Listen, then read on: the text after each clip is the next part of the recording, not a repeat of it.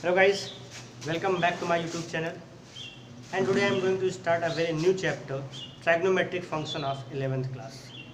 आज हम बात करेंगे केवल और केवल ट्राइग्नोमेट्रिक के इंट्रोडक्शन के बारे में। ये ट्राइग्नोमेट्रिक होता क्या है, हाँ, इसका इस्तेमाल क्यों किया गया, इसको इस्तेमाल में लाया क्यों गया, इसके ऊपर टोटल हमारा कॉन्सेप्ट हमारा ये है। देखते हैं क्या होता है ट्राइग्नोमेट्रिक। सबसे पहले हम इसके इंट्रोडक्शन के बारे में बात करेंगे।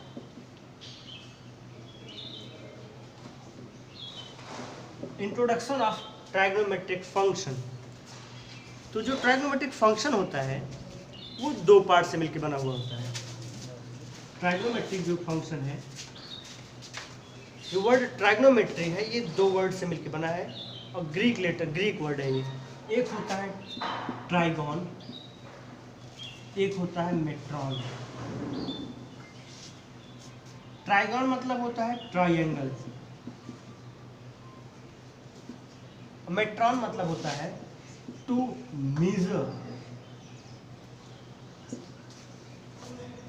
मेजर। ट्राइगोन मतलब होता है ट्राइंगल, ट्राइगोन वर्ड जो होता है उसका मतलब होता है ट्राइंगल, और मेट्रॉन मतलब होता है टू मेजर, मतलब मापना। किसको मापना? ट्राइंगल के साइड्स को, एंगल्स को, इन सब को जिस टॉपिक में मापते हैं, जो कैटेगरी है मैथ की, उसको हम बोलते हैं ट्राइग्नोमेट्रिक। उसको क्या बोलते हैं हम? ट्राइग्नोमेट्रिक। और ये भी क्या होता है, हमारा एक फंक्शन होता है। ये क्या होता है? हमारा एक फंक्शन ही होता है ट्राइग्नोमेट्रिक। तो इसलिए इसका नाम क्या दिया है? Trigonometric function. देखो भाई, इसका यूज़ बहुत जगह है।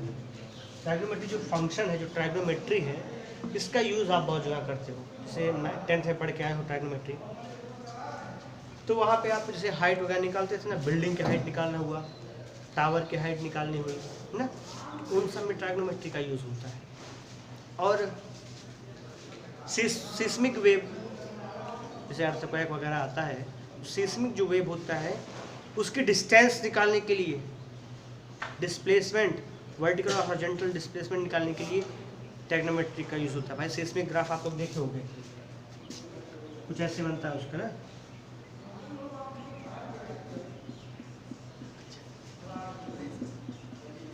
ऐसे कुछ ग्राफ बना रहता है अर्थक्वेक वाला। तो इसमें हम डिस्प्लेसमेंट मापने के लिए या वो हाइट मापने के लिए, वर्टिकल हाइट मापने के लिए ट्राइग्नोमेट्रिक फंक्शन का यूज़ करते हैं। समझ में? किसका यूज़ करते हैं? इसमें हम ट्राइग्नोमेट्रिक फंक्शन का इस्तेमाल करते हैं। और जैसे बात कर ले हम,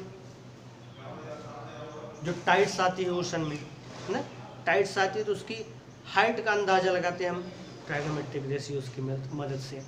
जो आप ट्राइग्नोमेट्रिक रेशियोज़ पढ़े होंगे, 6 रेशियोज़ पढ़े होंगे आप, साइन, कॉस, टैन, कॉट, सेक, कोसेक, ये 6 रेशियोज़ आप पढ़े होंगे। इन 6 रेशियो का इस्तेमाल क्या बहुत जगह इस्तेमाल होता है। जैसे हमने भी कहा ना, सिस्मिक जो वेव होती है, अर्थक्वेक वगैरह जो होती हैं, उनकी डिस्प्लेसमेंट मापने के लिए कितना डिस्प्लेसमेंट हुआ, डिस्टर्बेंस जो होती है, उनको मापने के लिए इसका इस्तेमाल किया जाता है। दूसरी चीज़, जैसे अभी बताया, ओशन में जो टाइड्स आती हैं उनकी हाइट का अंदाज़ा लगाया जाता है इसके हेल्प से। तो बहुत सारे यूज़ है ट्राइग्नोमेट्री के। अब हम बात करते हैं अपने अगले टॉपिक की। ये था हमारा इंट्रोडक्शन था कि ट्राइग्नोमेट्रिक होता क्या है। अब हम बात करेंगे एंगल के बारे में।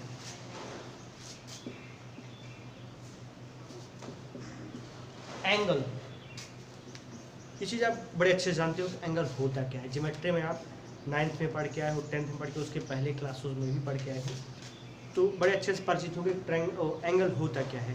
तो एक बार यहाँ फिर जान लेते हैं एंगल बनता कैसे। देखो, जब दो रेज एक ही पॉइंट से निकले, एक पॉइंट से जब दो रेज निकलती हैं, तब वहाँ पे एंगल बनता है। जैसे हमारा ये पॉइंट O है, O से दो रेज निकल रहे हैं, एक निकल रहा है OA, एक निकल रहा है OB।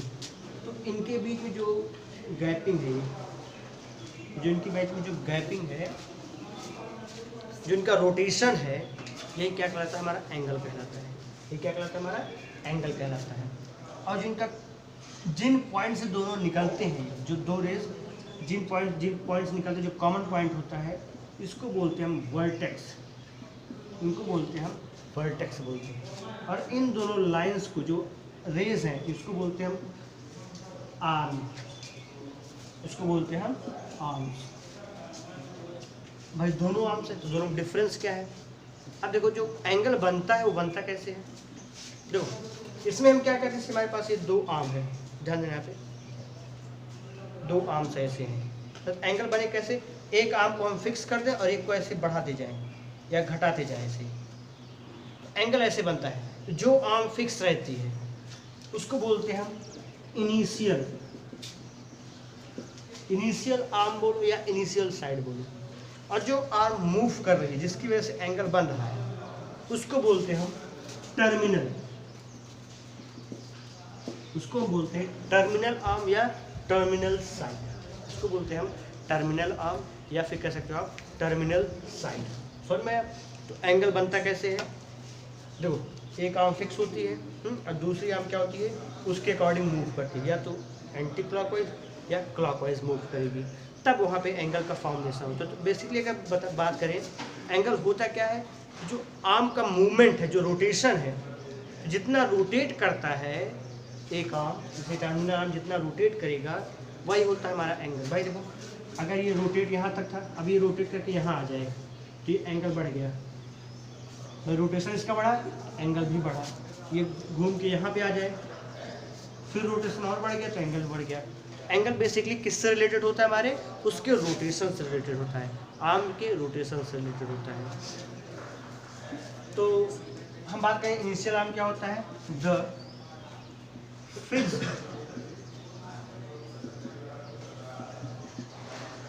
Fixed line OA is called initial line, initial side बोल सकते हैं आप या फिर आर्म बोलिए। समझ में? जो फिक्स्ड लाइन OA है, जो फिक्स्ड आर्म OA है, इसी को बोलते हैं इनिशियल आर्म, जिसके रिस्पेक्ट में टर्मिनल मूव करता है, जिसके रिस्पेक्ट में टर्मिनल आर्म मूव करता है। और बात क्या है टर्मिनल आर्म की? टर्मिनल आर्म क्या होता है? द मूविंग आर्म्स या फिर आर्म्स नहीं आर्म या line is called terminal, terminal side बोलिए आप या फिर टर्मिनल आर्म बोलिए, इसको मूविंग आर्म भी कह सकते हो आप। तो ये थी बात इनिशियल लाइन और टर्मिनल लाइन या इनिशियल आर्म और टर्मिनल आर्म की। और जो इन दोनों का कॉमन पॉइंट होता है उसको बोलते हैं vertex. And the common point of both, किसका? इनिशियल और टर्मिनल का, initial and terminal arm is called vertex, जिसको हम क्या बोलते हैं? वर्टेक्स बोलते हैं। अब बात करते हैं भाई इसका नोटिस, इसका रिप्रेजेंट कैसे करते हैं भाई? जो एंगल होता है उसका रिप्रेजेंटेशन क्या होता है ये देख लीजिए। तो जैसे हमारे पास कोई एक एंगल है O, ये O ओरिजिन हो गया हमारा A और ये एंगल, तो एंगल का रिप्रेजेंटेशन होता है एक साइन ऐसे बनाते हैं एंगल, ये रिप्रेजेंट ऐसे करते हैं। समझ में? जैसे कोई एंगल लिखा हो, जैसे कहीं आप पढ़े होगे ना, जैसे लिखा हुआ एंगल AOB ना, ये बताता क्या है? इसका मतलब क्या होता है कि दो आर्म, एक आर्म OA है, एक आर्म OB है, और ये जो बीच में होता है ये होता है वर्टेक्स। ये क्या होता है हमारा? वर्टेक्स। अगर कहीं लिखा हुआ हो एंगल ABC, इसका मतलब वहाँ पे दो आर्म्स होंगी, एक होगा AB, एक होगा BC, और जो B होगा वो होगा वर्टेक्स। ये जो बीच में होगा वो क्या होता है? वर्टेक्स। वहीं पे हमारा एंगल जनरेट होगा, वहीं पे हमारा एंगल जनरेट होगा। तो वीडियो पास करके आप इसको नोट करिए, फिर हम आगे कंटिन्यू करते हैं।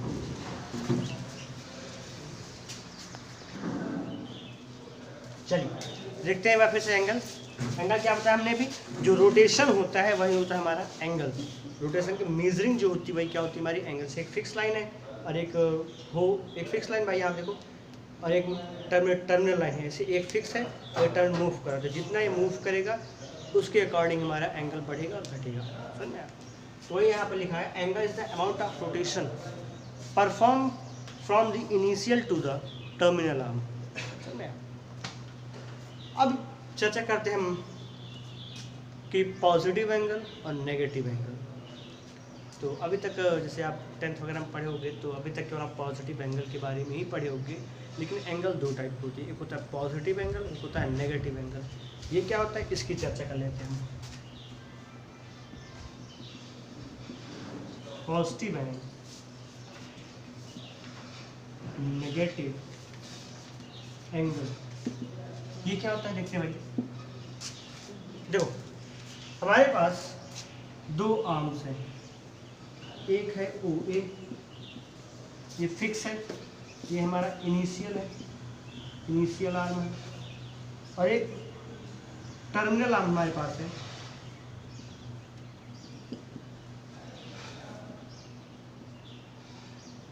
टर्मिनल आर्म है ओ बी। तो यहाँ पे पॉजिटिव और नेगेटिव एंगल से क्या मेरा मतलब है कि जब ये टर्मिनल आर्म इनिशियल आर्म के रिस्पेक्ट में एंटी क्लॉकवाइज रोटेट करेगी। ध्यान देना, जब ये टर्मिनल आर्म इनिशियल आर्म के रिस्पेक्ट में एंटी क्लॉकवाइज रोटेट करेगी, तब वहाँ पे जो एंगल बनेगा उस रोटेशन की वजह से वो एंगल क्या होगा, पॉजिटिव एंगल होगा। जैसे यहाँ पे जो टर्मिनल आर्म है ये ऐसे मूव कर रही है ना, यहाँ पे था, फिर मूव करके यहाँ पे आ गया B1, फिर यहाँ पे B2 पे आ गया, ये ऐसे एंटी क्लॉकवाइज ऐसे, फिर यहाँ पे आ गया, फिर यहाँ पे आ गया, ऐसे मूव करते हुए ऐसे। यहाँ पे मूवमेंट कैसा हो रहा है इसका, anti clockwise with respect to initial arm के रिस्पेक्ट में ये एंटी क्लॉकवाइज मूव कर रहा है। तो यहाँ पे जो एंगल का फॉर्मेशन होगा ड्यू टू रोटेशन वो क्या होगा, पॉजिटिव एंगल होगा, उसी को बोलते हैं हम पॉजिटिव एंगल। वेयर एज अगर हम बात करें कि नेगेटिव एंगल क्या होता है, तो जब यही इनिशियल लाइन के रिस्पेक्ट में, जो टर्मिनल लाइन हमारा यही इनिशियल लाइन के रिस्पेक्ट में एंटी क्लॉकवाइज नहीं क्लॉकवाइज मूव करने लगे। ध्यान देना, जैसे ये this is our initial line, initial arm, और ये ऐसे कुछ मूव करने लगे। जो टर्मिनल आर्म है ये इनिशियल है और दिस वन इज टर्मिनल। तो जब ये टर्मिनल आर्म क्या हो, इनिशियल लाइन के रिस्पेक्ट में क्लॉकवाइज मूव करने लगे, क्लॉकवाइज रोटेट करने लगे, ये ऐसा यहाँ पे था, फिर यहाँ पे हो जाए, फिर यहाँ पे, फिर यहाँ पे, फिर यहाँ पे, इसका रोटेशन कैसा हो, क्लॉकवाइज हो। तब यहाँ पे रोटेशन की वजह से जो एंगल बनेगा वो एंगल क्या कहलाएगा, नेगेटिव एंगल कहलाएगा। क्या कहलाएगा, नेगेटिव एंगल कहलाएगा। फिर से कि जब rotation, when rotation is anti clock, जब रोटेशन क्या होगा, एंटी क्लॉक होगा, तो वहां पे एंगल क्या होगा, पॉजिटिव एंगल बनेगा। वहां पे क्या बनेगा, वहां पे पॉजिटिव एंगल बनेगा। और जबकि वही टर्मिनल अगर क्लॉकवाइज मूव करने लगे तो नेगेटिव एंगल बनेगा। यानी when angle, when rotation is clockwise, ये एंटी क्लॉकवाइज था तो पॉजिटिव था, जब वही क्लॉकवाइज मूव करेगा एंगल क्या बनेगा, हमारा नेगेटिव एंगल बनेगा वहाँ पे। आई बात सुनो, क्लियर बात है। तो फिर देखते हैं पॉजिटिव नेगेटिव एंगल क्या होता है कि जब जो हमारा मूवेबल लाइन है, जो हमारा टर्मिनल लाइन है, ये क्या हो, टर्मिनल लाइन जो हो वो इनिशियल लाइन के रिस्पेक्ट में एंटी क्लॉकवाइज घूमे, एंटी क्लॉकवाइज रोटेट करे, तब एंगल का जो फॉर्मेशन होगा वो क्या होगा, पॉजिटिव एंगल होगा। वही जब टर्मिनल लाइन इनिशियल लाइन के रिस्पेक्ट में एंटी क्लॉकवाइज ना घूम के क्लॉकवाइज घूमने लगे, तो वहाँ पे जो एंगल बनेगा वो एंगल होगा नेगेटिव एंगल। आई बात समझ, क्लियर बात। तो इसको अगर छोटी सी फिगर में समझना चाहे, इसको देखो, ये हमारा ये हो गया हमारा इनिशियल लाइन, ये ओ बी एक रे ओ सी निकल रहा है। ये ओ बी जो है एक ओ ए के रिस्पेक्ट में एंटी क्लॉक घूम रहा है और ओ सी ओ ए के रिस्पेक्ट में क्लॉकवाइज घूम रहा है। ये जो एंगल बनेगा ये बनेगा पॉजिटिव एंगल। ये क्या बनेगा? पॉजिटिव एंगल बनेगा। और ये क्या बनेगा? नेगेटिव एंगल बनेगा। ये क्या बनेगा? नेगेटिव एंगल बनेगा। तो पहले आप वीडियो को पॉज करके इसको नोट कर लीजिए, फिर हम आगे और टॉपिक की चर्चा करते हैं।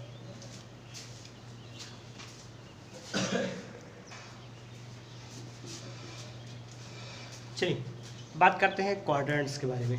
क्वाड्रेंट्स क्या होता है?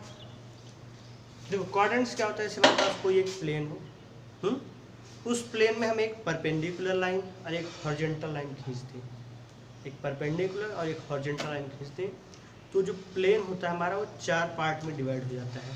तो हर एक पार्ट को हम बोलते हैं क्वाड्रेंट। हर एक पार्ट को हम क्या बोलेंगे? क्वाड्रेंट। जैसे यहाँ पे हमारे पास ये व्हाइट बोर्ड दिख रहा है आपको, ये व्हाइट बोर्ड हमारा एक प्लेन है। हम क्या कर रहे हैं, यहाँ पे 2 परपेंडिकुलर लाइंस खींच रहे हैं, एक वर्टिकल लाइन, एक हॉरिजॉन्टल लाइन। हमारे क्या हॉरिजॉन्टल लाइन क्या है? एक्स ओ एक्स डैश, ये हमारा मिड पॉइंट है, इसको मानते हैं ओरिजिन।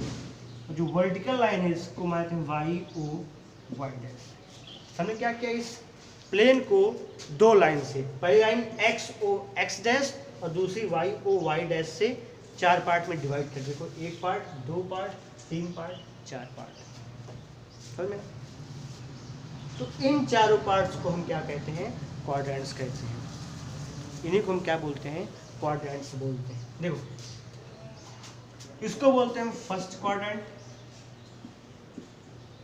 इसको बोलते हैं हम फर्स्ट क्वाड्रेंट, इसको बोलते हैं हम सेकंड क्वाड्रेंट, इसको बोलते हैं हम सेकंड क्वाड्रेंट, इसको बोलते हैं हम थर्ड क्वाड्रेंट, इसको बोलते हैं हम फोर्थ क्वाड्रेंट, इसको बोलते हैं हम फोर्थ क्वाड्रेंट। या फिर आप कहना चाहें कि जो रीजन, कौन सा रीजन, कौन सा क्षेत्र, एक्स ओ वाई, जो एक्स ओ वाई क्षेत्र है, जो रीजन है, वो हमारा फर्स्ट क्वाड्रेंट होगा। और X dash O Y, X dash O Y region है, ये क्या है? सेकंड क्वाड्रेंट होता है।